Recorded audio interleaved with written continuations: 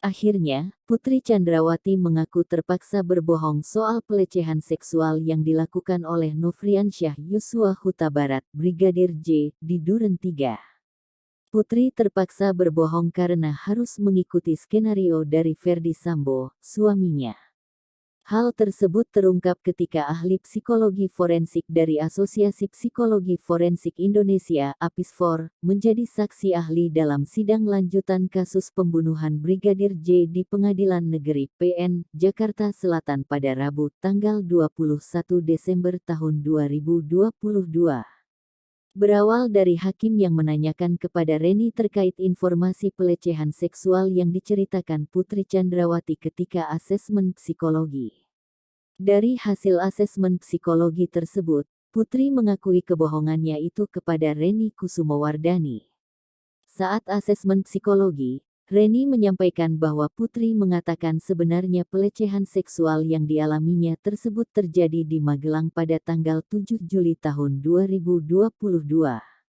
Dari asesmen psikologi Putri itu, Reni memetakan bahwa ada 3 tempat yang berkaitan dengan peristiwa pembunuhan Brigadir J. Iya yang mulia, kami melakukan proses wawancara sehingga dapat kami simpulkan ada 3 peristiwa di Magelang, di Saguling, dan di Duren 3, termasuk pada Ibu Putri Chandrawati, ungkap Reni.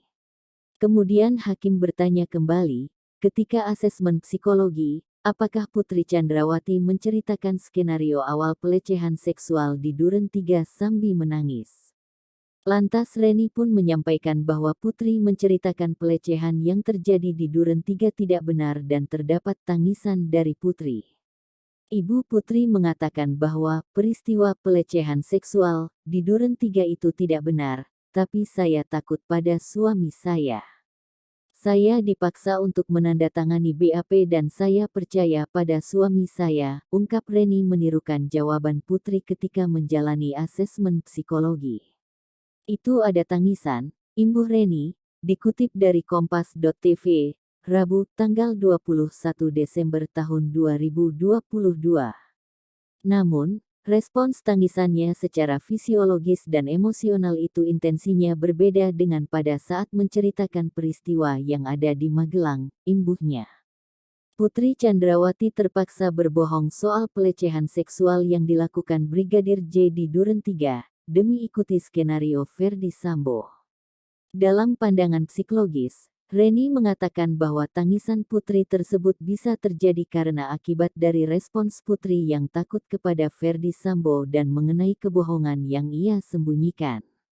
Mengenai tangisan Putri saat berkata jujur, Reni mengatakan bahwa kemungkinan ada perasaan trauma karena Putri mengingat peristiwa pemerkosaan yang dialaminya di Magelang. Semuanya memang membuat takut bagi Ibu Putri. Tangisan, yang pertama, takut karena sebetulnya tidak seperti skenario itu kejadiannya. Sementara tangisan, yang satunya menyatakan kejadian yang sebenarnya itu kekerasan seksual, yang di sini, Magelang, ungkap Reni.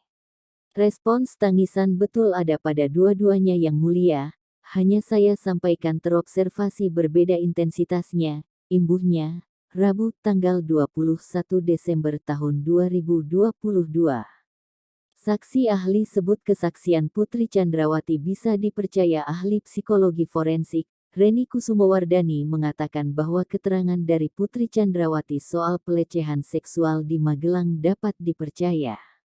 Di dalam laporan asesmen psikologi kami ada simpulan yang berbunyi bahwa keterangan Ibu Putri Chandrawati terkait dengan peristiwa kekerasan seksual yang dialami di Magelang itu bersesuaian dengan indikator keterangan yang kredibel, ungkap Reni dalam sidang, dikutip dari Kompas.com, Rabu, tanggal 21 Desember tahun 2022. Penjelasan terkait alasan Putri yang dianggap kredibel oleh saksi ahli Reni kemudian menjabarkan alasan terkait kesaksian Putri Chandrawati yang dapat dipercaya tersebut. Ia mengaku bahwa dalam menilai, dirinya menggunakan teori psikologi yang diambil dari riset psikolog Bull DKK pada tahun 2004. Dalam riset tersebut, dijelaskan bahwa ada 7 indikator keterangan yang bisa disebut kredibel atau tidak. Pada keterangan Ibu Putri memenuhi ketujuhnya. Jadi yang pertama ada detail informasi yang detail cukup kaya informasinya, cukup detail tentang apa yang terjadi, ungkap Reni. Kesaksian Putri Chandrawati mengenai pelecehan seksual yang dialaminya, kata Reni juga memenuhi unsur kedua, yakni mengenai akurasi yang sesuai dengan situasi. Kemudian, juga diinformasikan oleh pihak yang lain. Jadi, pada waktu itu dari Ricky Rizal dan Richard Eliezer mengatakan dapat telepon ibu menangis pada saat yang bersesuaian, ungkap Reni. Kesaksian Putri tersebut juga didukung dengan pengakuan dari asisten rumah tangganya, yakni Susi yang mengatakan bahwa pintu kamar Putri sempat dibuka lalu ditutup kembali. Kemudian, ada informasi dari Pak Kuat bahwa Yosua celingkukan dan itu timingnya jika kita coba dalam sirkumstansial eviden itu saling berkesinambungan, relevan, dan konsisten seperti itu, ungkap Reni. Putri Chandrawati juga disebut menceritakan peristiwa pelecehan tersebut dengan detail dan alur ceritanya tidak terpotong-potong.